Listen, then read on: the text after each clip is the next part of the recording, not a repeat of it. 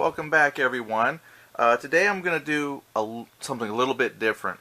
I was actually inspired by my Panzer project to take other board games and see if you could put them to miniatures and how that would work. And Conflict of Heroes is a game that my wife got for me last year as an anniversary present, and I thought was really awesome. The only problem I had was when I got the box. I don't know where she got it from, but it came damaged.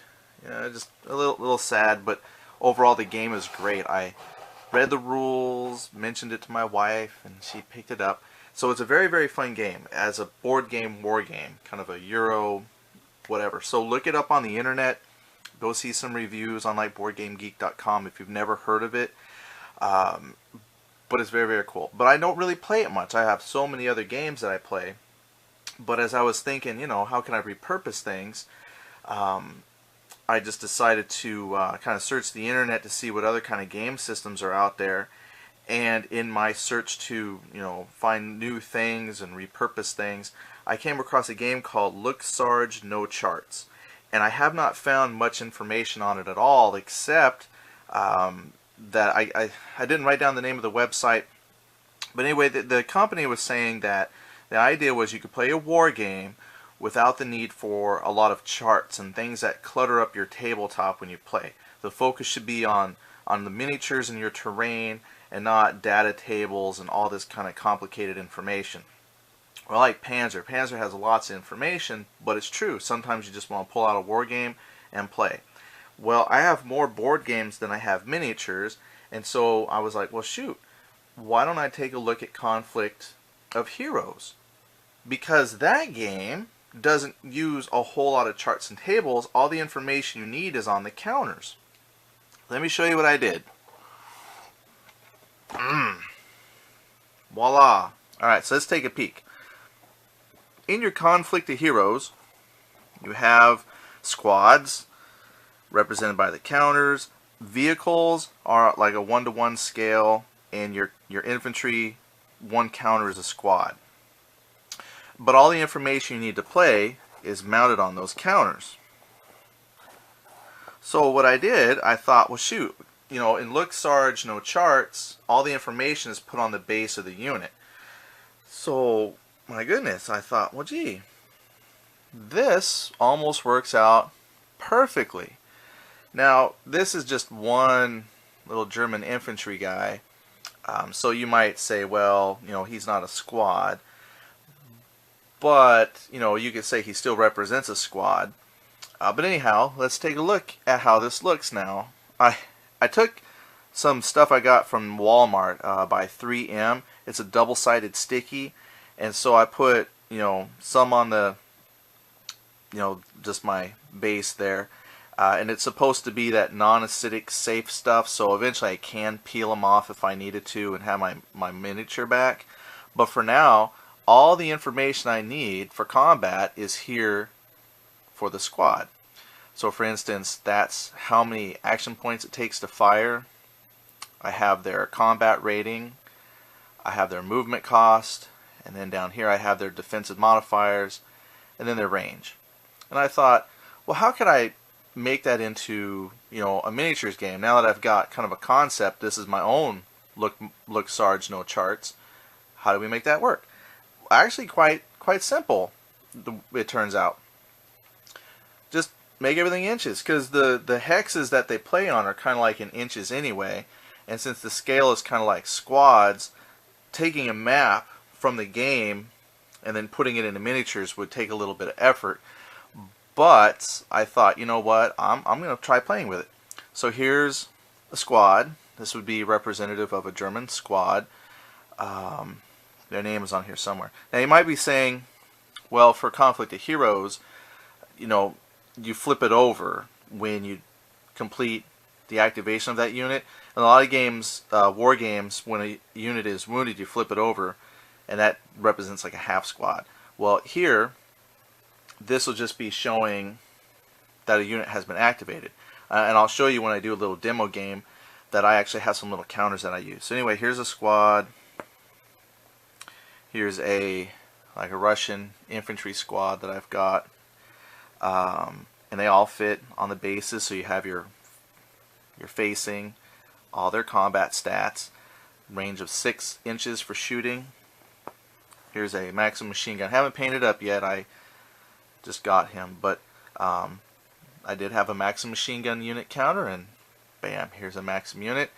Again, cost to fire, their defensive stats, cost to move, their attack stats, sorry, and then their defensive stats in range, 9 inches for the Maxim machine gun. So these are actually the units that would be used in the first kind of like tutorial scenario.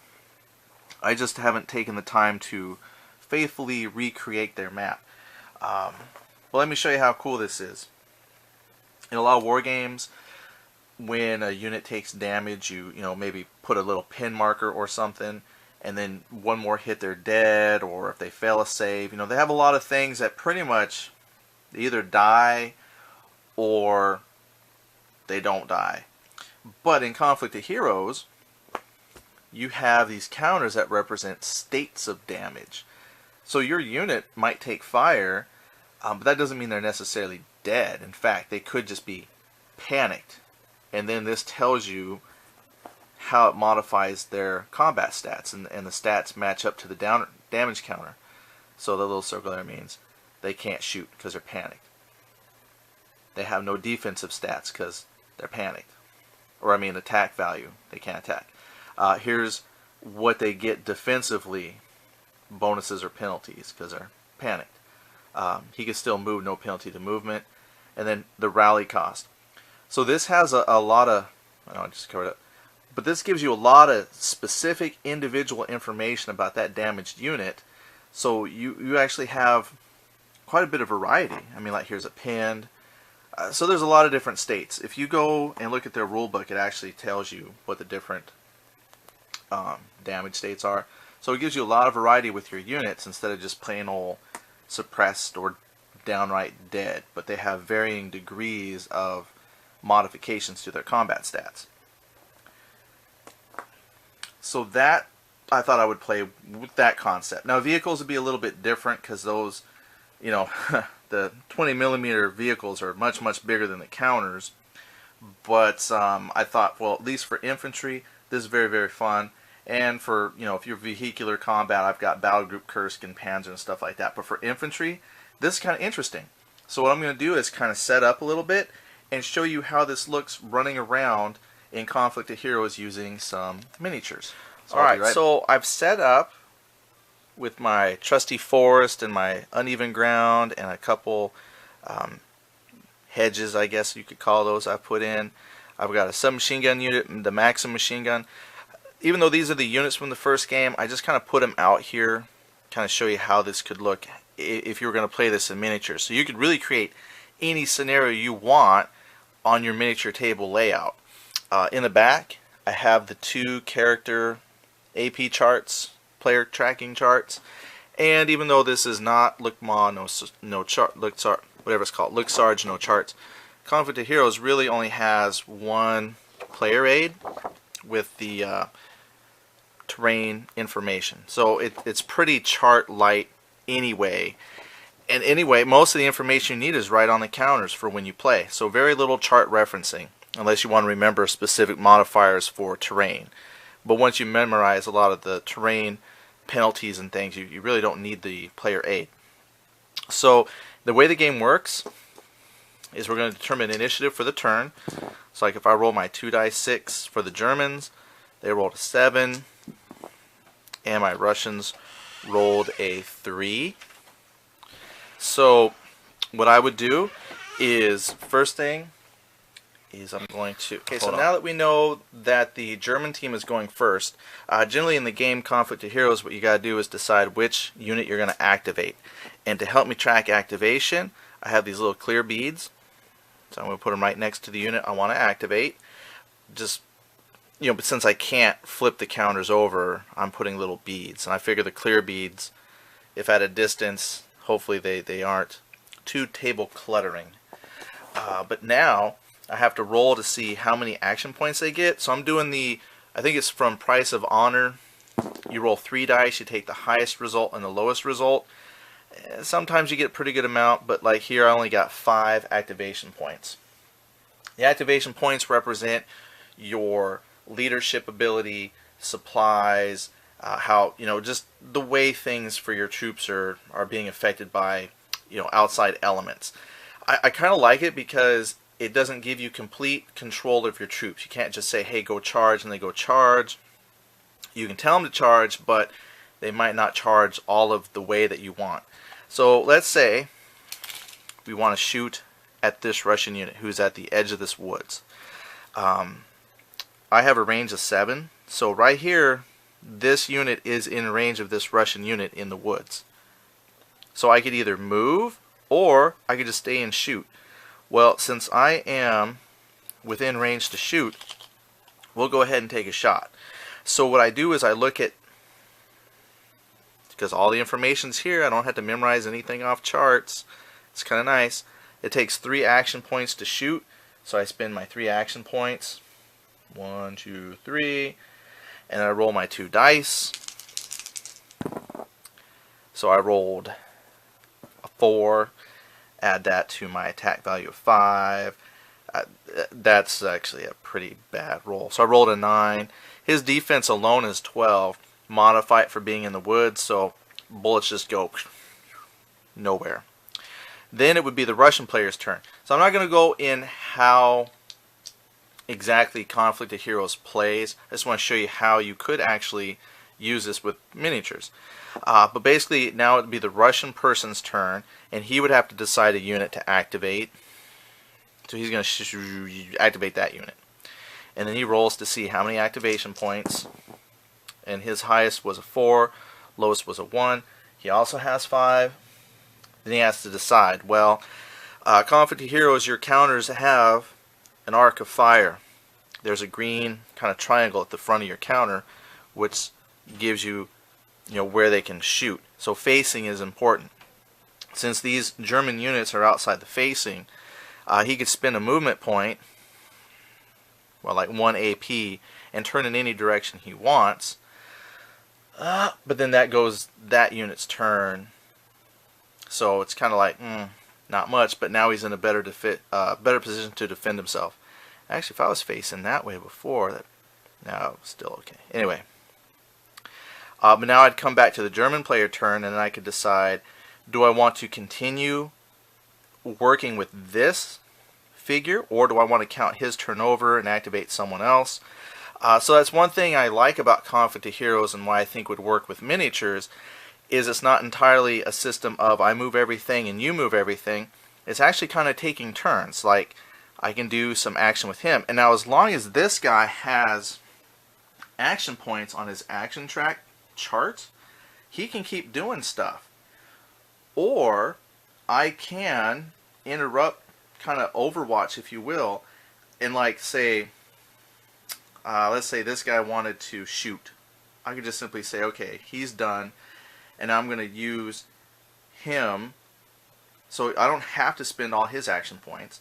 I could say as an interrupt, let's say to do an emergency firing, kind of overwatch, I could just simply activate him, count him as doing his 1 shot, while still maintaining this guy as an active unit. So he would sacrifice all his potential action points in an upcoming part of the turn to shoot right now, or move. So it's very much a react to each other's moves. So it's not always one person doing everything and you have to wait forever. You both get to take actions during the turn. So he turned as his action to face the oncoming Germans, but I still retain this as my active unit. I still have, well, 1, 2. I'm going to spend one of your command action points to give him another fire order. So this time I roll an 8, plus my 5 is a 13. The protection from the woods would give him a defensive bonus. See, without memorizing your defensive bonuses, you could look at the chart, and woods gives a +2 defense modifier. So he actually has a 14. So again, I didn't hit this unit in the woods. So I would then mark this guy as all done, because he's used up all his action points. Then it's back to the Russian player. Now he can fire if he chooses. I had some action points for him. It costs 4 action points for the Russian player to shoot, according to the information on his counter, not any chart. Oh, I only need to roll 2 dice for attacking. So anyway, that's a roll of 5, plus his attack strength of 3 is a 7. I just figured this would only cost moving. This is just a rough field, so there's really no defensive bonus. It just makes it slow to walk through. But anyway, that's a poor roll. He didn't hit the German player, but it does cost him 4. So 1, 2, 3, 4. So this unit has used all his action points. Now it's back to the German player to decide what unit to activate. So I'm going to activate this unit. Roll my 3 dice. My high and low is a 6 and a 3. So I have 9 action points. That means I could probably do quite a few different things with this guy before I have to stop. Like for instance, if I want to move, it costs 1 movement point according to the counter for 1 inch, 1 action point. So unfortunately, moving through the rough field, let's see, I think I was counting this as, it was like a wheat field. They really didn't have just rough terrain. So let's just say that was a wheat field. Oh, good. No additional modifiers to walk through. Nice. So let's say I want to close assault that Russian unit. They are about 6 inches away. So I charge up, go base to base for an assault. He retains his active. He spends 6. 1, 2, 3, 4, 5, 6. Anyway, his part of the turn is done. The Russians activate their next person, so the Russian is going to activate this guy. My Russian player sees that the Germans are coming from this way, so he needs to try and set up some defense. Whew, I roll 5 action points. That's not good. So I have to... Now, as part of your movement, you can turn and face any direction you want. If you just simply turn, it costs an action point. I make him pay to turn, because it's supposed to represent a squad, not one guy. So it takes a while for all those people to shift. So I make them pay that action point just to turn. But if they move, I'm going to let them turn, kind of like a freebie. So he's going to turn, and he's going to come and help defend in the close assault. So for him, that's only 2 inches, essentially, to move up here. Well, 3. I'm going to round up. So it takes 3 points. 1, 2, 3. So now he's here to help in this assault, and he's only used part of his action points. Now it comes back to the German player. I can either continue activating with him or pick someone else to activate with. Since I sprinted up there, but I do have some action points enough to shoot. 1, 2, 3. I would be in close assault. In close assault, you get a +4 bonus to attack. We'll just simplify it. So I'll roll my 2 dice. So I rolled a 9 plus my 5 to attack. That's 14 plus 4 for close assault, a grand total of 18 versus his 12 in the woods. I'll even give him the +2 for the defense. So what did I say? I had 18 versus his 14.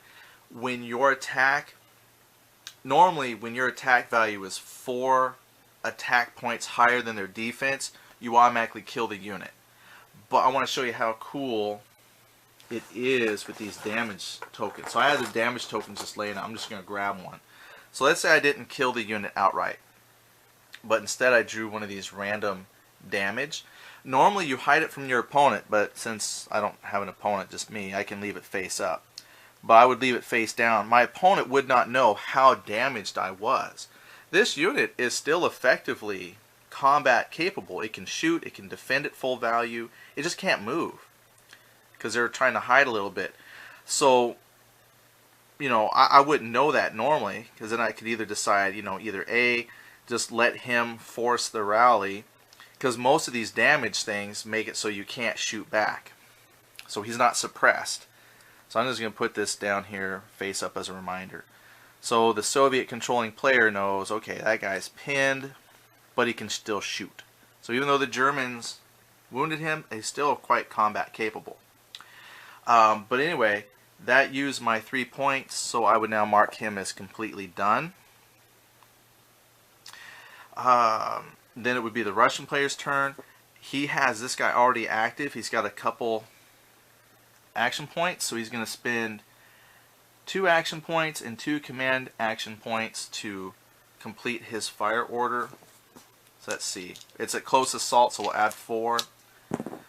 So he rolls 8 plus the 3 that he normally gets for attacking. That's 11.